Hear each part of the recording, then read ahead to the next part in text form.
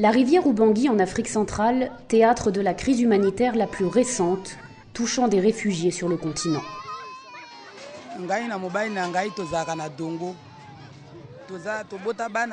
Niapezeze Florence fait partie des réfugiés qui ont fui la République démocratique du Congo vers la République du Congo.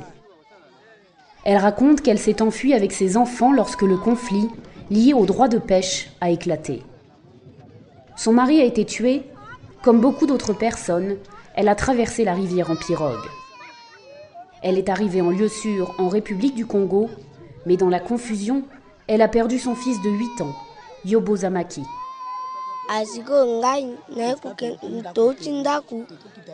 Il décrit comment il a été capturé et retenu pendant 2 mois par les rebelles. Il a été bien traité, mais il a vu beaucoup de choses terrifiantes. Des personnes tuées, des maisons brûlées. Il a réussi à s'échapper et a reçu de l'aide pour traverser la rivière.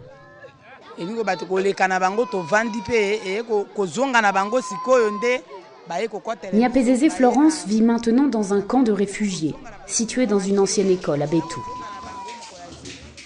Elle dit qu'elle a de l'eau potable et de quoi faire à manger, mais que la vie n'est pas facile dans le camp.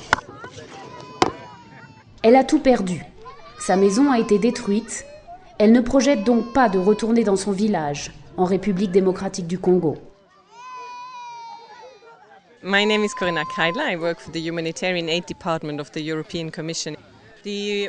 Corinne Kreidler travaille pour le service d'aide humanitaire de la Commission européenne qui a financé l'aide humanitaire d'un montant de 2 millions d'euros.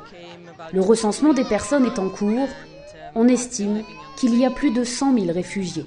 Ils ont fui les combats en novembre 2009 et se sont installés sur environ 600 km le long de la rivière.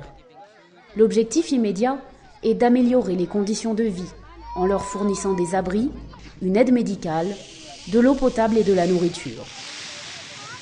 Le principal défi dans cette crise n'est pas le nombre de réfugiés, mais plutôt le fait qu'ils se soient installés dans environ 90 endroits différents et éloignés les uns des autres.